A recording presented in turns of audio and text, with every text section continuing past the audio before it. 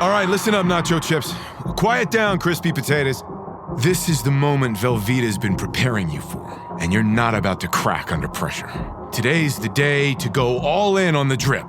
Velveeta's Heat and Eat Queso is the MVP of any game day spread, so stick by them, and you'll be golden. Now get out there and make delicious history. No tailgate party is complete without Velveeta. Welcome to Fine Tooning with Drew Taylor, your one-stop shop when it comes to animation news and commentary. I'm entertainment writer Jim Hill, and Mr. Taylor, whose writings on the industry you can regularly read over on The Wrap, and whose musings on the Mission Impossible movies you can listen to on Light the Fuse, the official Mission Impossible podcast. Anyway, he and I are recording this week's show on Sunday, July 30th, 2023. And it's kind of a slow news week, Drew, but honestly, with the writers out and the actors out on strike, that's not really to be unexpected, right? No, not at all. And you should have seen the picketers at Disney this week. I went down to report from the front lines on Friday, and literally, Jim, you'll appreciate this, parked 12 minutes away from the actual studio lot, because there were so many people out and so many people parked in that neighborhood. If you need to get your steps in, you know, the Disney picket line is a good place to do it, because I think it's over a mile in total length. So, yeah, if you're looking to work out and you're looking to express your disapproval with the AMPTP, that's a good place to do it, because, wow, it is long, and it was hot. Did you find it interesting this week? I mean, you know, I want to say Kim Masters did a piece about what a Bob Iger's very good or very bad, no good week of PR. It's so interesting that previously Bob Iger had been almost Teflon Bob. Nothing stuck. And now it just seems like so many people are talking about him. In fact, did you see the thing today about Titania Mansley, the actress who played the lead role in She-Hulk? You know, she came out and was saying some pretty cutting things about Bob Iger and how out of touch he was and how shameful it was he was paid as much as he was. And it's like, you are hoping for a second season of She-Hulk, aren't you? Well, I don't think Bryan Cranston will be working for Disney anytime soon either. Yeah, or Fran Drescher for that matter. In fact, we'll talk a bit more about the long-range implications of these two unions being out on strike. They really came home on Friday. What with the news coming out of Sony about various releases being delayed. But we'll get to that news in a moment. But first, the news portion of this week's Fine Tuning is brought to you by Touring Plan's own travel company. These folks obviously know their stuff. And when you go to book your next trip to Walt Disney World, they'll also toss in a free subscription to Touring Plans for free. So for more information about our brand new sponsor, please check them out at touringplans.com/travel. Okay, again, we were just talking about Sony, who, due to strike-related issues, or that's what they're saying, changed the release date of a large portion of their 2023-2024 slate. So just to walk through it quickly to get to the animation-related news, we had Kraven the Hunter, was supposed to come out October 6th of this year, got pushed back all the way back to August 30th of next year. Sony sequel to Ghostbuster Afterlife, which was supposed to be their big holiday 2023 release opening on December 20th, is now attached to a different holiday, Easter 2024. That opens on March 29th of next year. Madam Web kind of bucked the trend. It was originally supposed to be released on February 16th of next year. Actually got its release date pushed forward 2 days to the February 14th, Valentine's Day. And also Venom 3, which was originally supposed to arrive in theaters in October of next year, has now been moved up to July of 2024, or opening ahead by 3 months. And then finally getting to the animation news, Spider-Man Beyond the Spider-Verse has actually been pulled off of Sony's release schedule entirely. Again, it was supposed to open in theaters on March 29th of next year. That's the date I was just mentioning for the Ghostbusters Afterlife sequel. But I've heard from a number of people that pulling Beyond the Spider-Verse off the schedule entirely is really providing cover for the Phil Lord production issues, that Phil evidently has some kind of a chaotic directing storytelling style. And, there was already a lot of talk that there was just no way this movie was going to make it for the March 29th release date. And now with, the whole issue of actors not being available to voice roles and that sort of thing, it's just sort of like, in a weird sort of way, this is one of the only situations where the writers and actors going out on strike was kind of a kindness. They now have an excuse to push this off by as much as a year. Are you hearing anything to that effect? Or? Well, I mean, as someone who has chronicled in absolute forensic detail the Mission Impossible series, and every time, something happens, or, Tom breaks his ankle, or, COVID shuts down, they always end up making the movie better. And I think that this can only help Spider-Verse. I mean, the filmmakers are still able to work on it, without the voice talent. What I had heard was that there was just, they hadn't really started recording dialogue for it, at all. So, yeah, that's the reason why it's going to be taken off the schedule. But I really do believe that it is going to be even better because of this.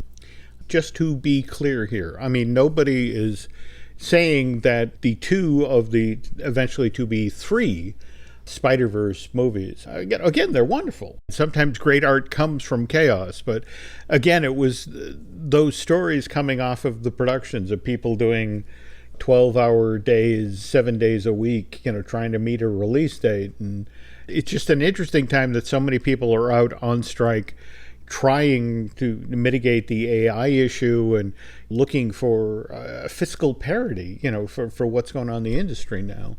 And it's just, but there are other aspects of life in Hollywood that could get some attention and be improved. And just over the last decade or so, when so many animated features kind of went to the special effects production footing, the whole notion of you have a tiny team working on story and getting the film ready to start producing, and then when it's finally time, I mean, you still have that release date, you still have to make it. Just get me the bodies I need in here to do this, and as soon as they're done, thank you, goodbye. So, yeah. Well, anyway, for further depressing news, after 120 episodes have been produced over a 10-year period, Paul Rutters's flat-out wonderful series of Mickey Mouse shorts is finally coming to an end. And it's just, I'm sorry, it seems like it was 5 minutes ago when the first one of the series, Croissant du Triomphe, debuted on the Disney Channel back in 2013. And in fact, I was just checking, that was 5 months before Frozen. The very first Frozen came out in theaters. And I just remember watching the thing, and I mean, do you remember in that was the first, when they did the first throwaway gag where Mickey is driving the delivery scooter through Cinderella Castle and he actually disrupts Prince Charming and Cinderella? I think he's slipping the shoe on her foot. And it's just sort of like, what is this? Just from that point, they got better and better and better. I mean, they always looked great. They always had a great design and great music. Oh, yeah. Christopher Wills and Chris Diamantopoulos, who did Mickey's voice for the series. I'm sorry, and no disrespect for Brett Iwayne, but Chris is my favorite Mickey. I mean, just that sort of Mickey by way of Mo Howard. Yes. It killed me every time. And if it weren't for this series, we wouldn't have I'm sorry, and again, I know I'll piss off a lot of people by saying this, but I think that Mickey and Minnie's Runaway Railway is honestly a more entertaining attraction than what Disney had allowed the Great Movie Ride to devolve into. They changed the film montage at the end, but kept all of the animatronic scenes the same that they were from May of '89? Whereas at least Mickey and Minnie's Runaway Railway is funny and exciting. So what have you heard about the very last short, Steamboat Silly? Well, did you watch it, Jim? It's on my list for today. 9 minutes, Jim. You only get 9 minutes of reprieve, but yeah. Okay. I thought it was great. I mean, what was interesting was that they really didn't publicize that this was the last Mickey short. I think I found out because I saw an interview with Paul somewhere, and I was like, I did not realize that. If I were them, I would maybe put a little bit more pomp and circumstance behind it. But as you were saying, over the past few years, we've had a half-hour Halloween special. We've had a half-hour Christmas special. We've had those wonderful World of Mickey Mouse shorts where they would kind of package them into seasons. And I mean seasons as in fall, summer, spring, winter. But this one is just great. It's kind of, it goes back to the beginning. The concept is that he finds quote-unquote home movies, and one of the home movies is Steamboat Willie. And then as he's watching it, the Steamboat Willie version of himself kind of springs to life and runs out of the house. And since, Jim, we all know that animated films are made 24 frames a second, 24, times however many of Mickey Mouse get loose in Mickey's town, and he's got to go clean it up. And what I thought was ingenious, as I said to you over email, was this also really establishes Steamboat Willie, Jim, as a property of the Walt Disney Company, not for copyright infringement. I'm so happy you circled around to that, because it's you got to give him that much. I mean, that's the Disney legal department. It's, it's like, you clever minxes there. Yeah. By the end of the 9 minutes, you might see other versions of Mickey Mouse in there as well. So, I'm just ready for Mickey into the Mickeyverse myself. Although I was, of course, disappointed to see that Runaway Brain Mickey does not make an appearance. But I think we probably figured that would be By the way, I know you have an obsession, as you should, because it's a great short, with Runaway Brain. Okay? And I have to tell you that just recently, in fact, it kind of comes out of me doing the talking head thing at Dayton, Disneyana back in June. But last day of the event, the folks who run the chapter, Gary and Anita Scheingold, they had all of these items that had been donated to the club, and they were basically like, we're putting them all on a table here, and if anybody wants them, take them. And so I don't need anything. I have a house full of crud. But I was walking by the table, I looked, and there was a pile of 12, maybe 15 of the Disney Sketches magazine, the thing that was put out quarterly for the Walt Disney Collectors Society. And I was like, since I've been home, I have managed over the past couple of weeks to complete the club only, I guess, the Collectors Society only existed for 17 years. So I've gotten all but 2 of the issues, and they're fascinating windows into what was going on at the Disney Company at that time. Anyway, the reason I tell you this story is the magazine that just came in the mail on Saturday had a 2-page spread, which I will copy and send to you, of the 2 collector figure. I want to say there were only editions of 500s of each sculpture from Runaway Brain. Oh, really? This was made in America? I've seen some of the Japanese stuff. No, this was made in America for members of the Collectors Society. So it's the feral Mickey, and then the mad scientist that was voiced by Kelsey Grammer. Oh, is this like a 2-pack? Okay, I'm looking on eBay right now, Jim, as you're talking. So I'm trying to find what this is. But again, I know your obsession with this short, because Disney has worked so studiously over the past couple of years to sort of wipe traces off the map and pretend that there was no merge, that there was nothing. And the fact that you made porcelain statues of this and you sold it to your most dedicated fans. And it's like, we got you now. Well, I love that that's what they thought people would want, porcelain statues. But, oh, God, the Mickey isn't as great as some of the Runaway Brain stuff that I've seen out there. But the Mad Scientist, oh, my God, they did a great job. Frank and Ollie. Jim, we love Frank and Ollie. That's right, Dr. Frank and Ollie. That's right. Okay. In other news, we have some interesting news about The Boy and the Heron. Again, supposed to be the last Hayao Miyazaki movie, and it's now going to do its North American debut in Toronto, right? Yeah, it's going to be the new opening night film for the Toronto International Film Festival. So I cannot wait to hear what people think, because I know you and I are dying to see it, Jim. But Yeah. I keep seeing the same sort of reviews coming out of Japan, to the effect of people walking out of the movie saying, it's important, it's profound, I didn't understand it, I have to go back. Miyazaki's Tree of Life, perhaps? You think that's what we're getting? Oh, God. All right, I'm pulling for the dinosaurs then. Well, other Miyazaki thing, Jim, I wanted to tell you, I know this is not an episode of Hey, I Want That, but did you see the Levi's Princess Mononoke collection that's coming out next week? No, really? Yeah. It's a really great collection. It comes out on August 6th.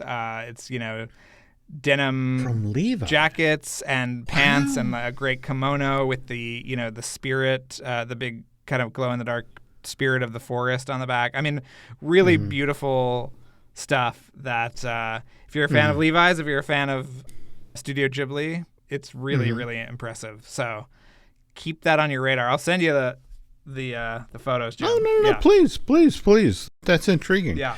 Now, well, again, as we mentioned on last week's show, you and Charles led that panel at Comic-Con in Hall H for Teenage Mutant Ninja Turtles Mutant Mayhem.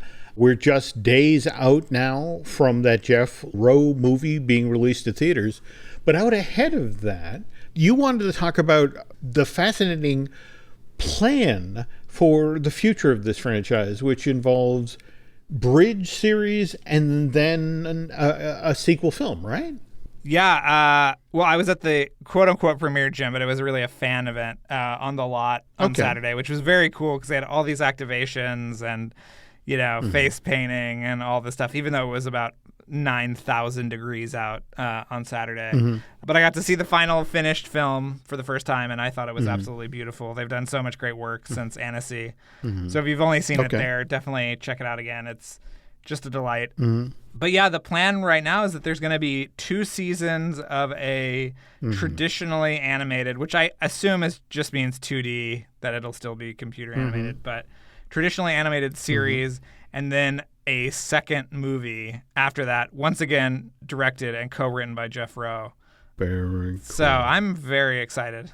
All right, so that in theory is 2025 or 2025? Well, at this point, maybe 26. I mean, okay, yeah, with the strike and the yeah, that is not a new idea. Do you remember when Ron Howard was talking about making? Was it a Dark Tower movie? But with the idea that there'd be a Dark Tower movie and then a TV series, a limited series, and then another Dark Tower movie released to theaters, and then another limited series. And yeah, I don't remember what the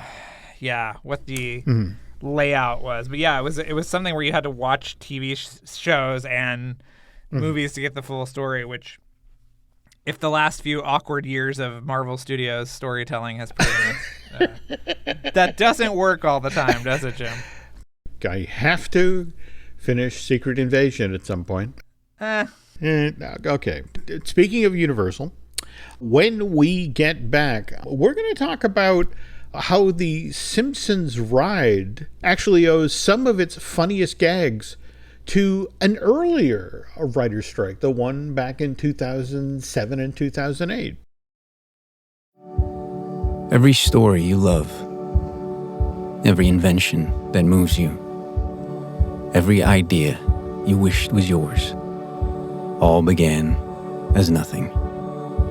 Just a blank page with a blinking cursor, asking a simple question: what do you see? Great ideas start on Mac. Find out more on apple.com/Mac. Does it ever feel like you're a marketing professional just speaking into the void? But with LinkedIn ads, you can know you're reaching the right decision makers, a network of 130 million of them, in fact. You can even target buyers by job title, industry, company, seniority, skills, and did I say job title? See how you can avoid the void and reach the right buyers with LinkedIn ads. Spend $250 on your first campaign and get a free $250 credit for the next one. Get started at linkedin.com/campaign. Terms and conditions apply. This episode is brought to you by Nespresso. Gift magical mornings with Nespresso Virtuo Pop. Compact and stylish, Virtuo Pop is made to meet every morning coffee craving. From espresso to coffee, hot or iced, at the click of a button. And celebrate the season with Nespresso's limited edition coffee flavors. Sweet almond and hibiscus, cinnamon and candied tamarind, and festive double espresso. Magic in the making. Shop the holiday gift collection exclusively at Nespresso.com. Drew, you've undoubtedly seen there's been a lot of press lately about the Back to the Future, the musical that was on the West End, has transferred to Broadway, and will be opening at the Winter Garden Theater in New York. In fact, later this week on August 30th. How do we feel about this? I am very excited about it. I would love to go see it. I think the songs are a little silly, but I love Back to the Future so much. I just can't wait to go. Did you see people petitioning for, since Universal Studios Hollywood is getting the Fast and Furious coaster? And sidebar, did you know that those dancing cars are still partitioned off in the back lot? I saw that. I don't know who did the flyover, but yeah. I mean, remember when you used to take the tram tour, they used to make this like really hard left in and then sort of circle around, and then they'd fire up the Kuka arms. And wasn't it tied to Tokyo Drift? Yes, it was. Or something like that. Oh, it was just, again, don't get me wrong. I love the tram tour. But I love real Hollywood. So when you drove by the actual sets or, like Six Corners or that sort of thing, that was great. But something like that where it's like, hi, we need to waste 2 minutes of time, and so pull in and watch two cars on the end of Kuka Arms dance. There's a reason that's behind the fence. Speaking of Kuka Arms, Jim, and not to get completely off topic, but did you see that Beyonce has Kuka Arms in her show, her concert right now? No, really? Yes, I will send you the video. It's absolutely insane. Wow. Yeah.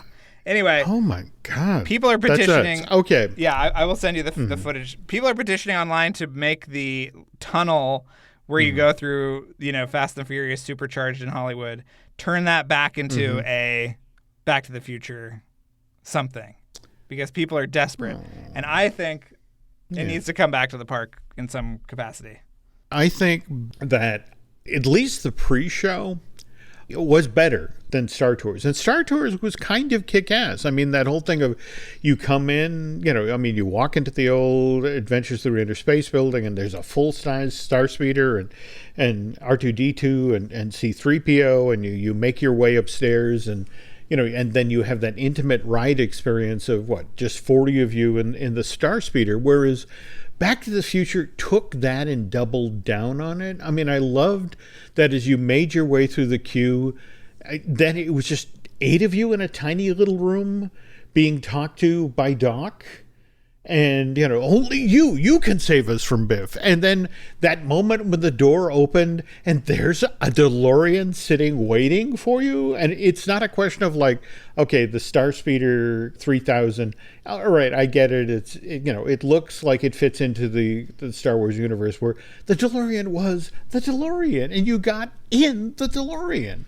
Those folks aren't wrong. That thing should come back into the park in some way because it's been closed since March of 2007, and it closed because since the spring of 2006, Universal had been meeting with the folks over at Gracie Films, the ones who produced the Simpsons TV show for Fox, or Fox back then, Disney now, with the idea of bringing those characters into the Universal theme parks. And there was a full 2 years of development on this thing.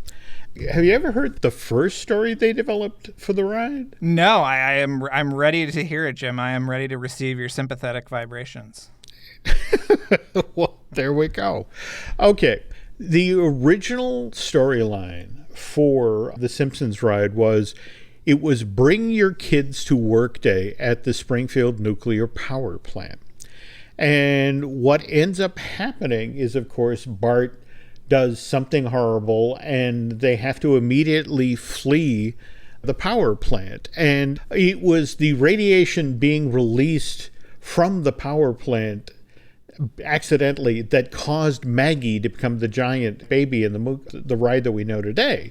In fact, that was the only carryover from the original version of the attraction. But this was during that period where Harry Shearer kind of got a buck up his butt, and he decided that, he wasn't going to take part in this project largely because of the paltry amount of money that was being offered by Universal for the voice actors to come over and do the Simpsons Ride. And the problem was when he said, I'm not going to do it, it's like, oh, crud, that's Smithers and Mr. Burns. And we have a storyline that's set at the Springfield nuclear power plant.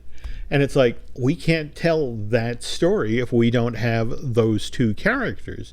So that forced this massive rewrite of the storyline of the attraction. In fact, that's how we wound up with the Krusty Land idea and so on and so forth. But as they're working on the attraction and they're forced to make these changes, this is when the writer's strike of 2007 and 2008 happens. And what gets fascinating is the guys who write for the Simpsons show suddenly are like, well, I have no work. And it's like, well, wait a minute. They're working on the Simpsons Ride, and they're literally hiring writers to work on the script for this attraction. And since it's a theme park attraction, I'm not in violation with anything I've signed for the Guild. I'm not doing television. I'm not doing movies. This doesn't cover theme park rides.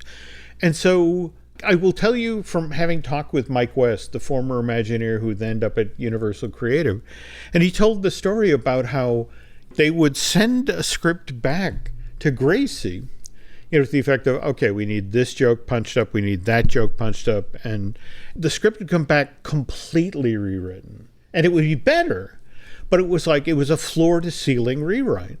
And then Mike would find one or two other things, and it's like, okay, now seriously, guys, I only need you to fix this gag and this gag. And it would come back, again, a floor-to-ceiling rewrite. And it's like, what the hell's going on? And, he finally called out to California, and it's like there's a full staff of writers from the show working on, and remember, it's a theme park ride. It's what, 4 minutes, 5 minutes long? But it was the lifeboat during that strike. And so whenever, Universal made a request for a rewrite, it was all hands on deck.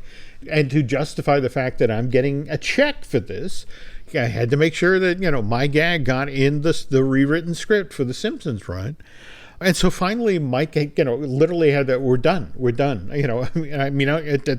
It's not perfect, but we're done. We can't keep doing this, especially on Universal's dime. But the ride itself, the redo, was $40 million. And when I asked Mike, that's a lot you had the pre-existing physical plant. And he's like, no, we redid everything. The car, it's no longer the DeLorean. That's completely changed. The mechanics underneath the motion-based simulator, they're completely redone. The vertical movement in the ride may be the same, but everything else is different. So anyway, Simpsons Ride at Universal Studios Florida soft opens April 2008, and the official grand opening is held May 15th of that same year. Hugely popular right out of the gate.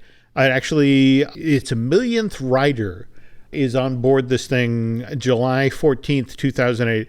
And Universal had never had a ride reach a million riders that quickly. And by the way, the West Coast version, Universal Studios Hollywood, opens May 19th of that same year. Now, I have to assume you've heard much of the same thing about The Simpsons in regard to the Universal theme parks, about, what is it? It's 4 5-year renewals on the thing, right?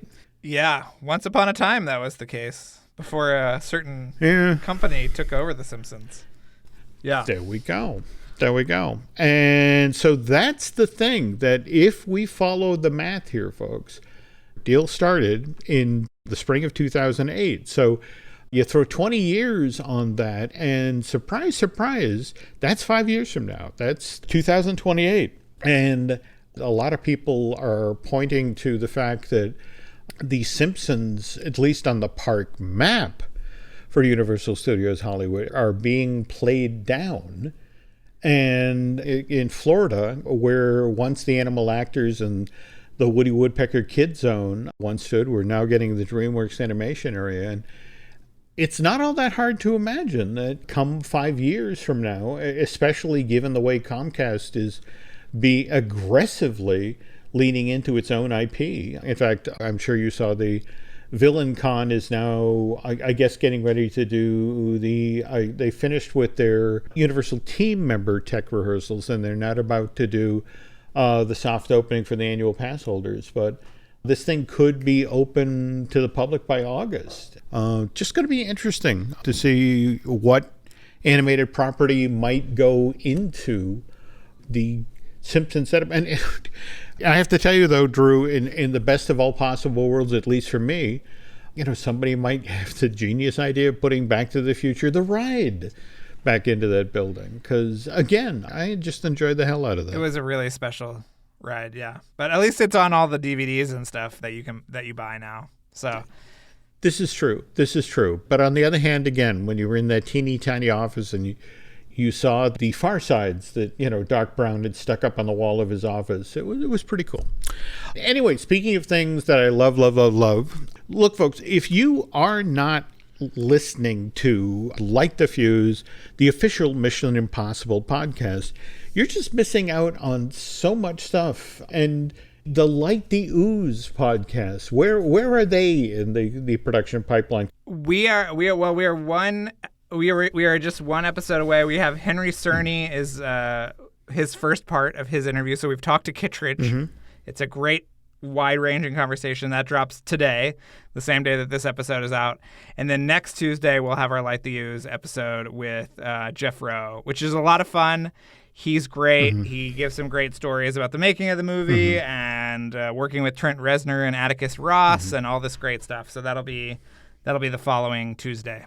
And after you listen to Light the Fuse, the official Mission Impossible podcast, folks, we have a couple other podcasts here we'd like you to check out. We have Disney Dish, which I do with Len Testa. We have Marvelous Disney, which I do with Aaron Adams, and also has a fun Patreon show of his own. That is 32nd Street, which celebrates the darker side of Madison Avenue. And then we have Looking at Lucasfilm, I do with Brian Gahn. Anyway, Drew, where are you now? Now, you are Threads, you are Blue Sky, you are Mastodon? Yeah, I'm not Mastodon. I'm on Blue Sky and Threads, although I haven't really used either. Although Twitter/X is becoming even more insufferable. Well, again, still on the X and Instagram as Jim Hill Media, and we've got a bare bones thread thing going. Likewise on Facebook as Jim Hill Media News. Beyond that, folks, if you could do Drew and I a favor, if you could go over to Apple Podcasts and rate and review, well, not just the show you're listening to right now, Fine Tuning, but also Light the Fuse, the official Mission Impossible podcast. That would be cool. And if you really like what you hear here, if you want to go to Bandcamp and subscribe, that will be cool. And I guess that's going to do it for this week. So thanks for listening, folks, and we'll be back next week.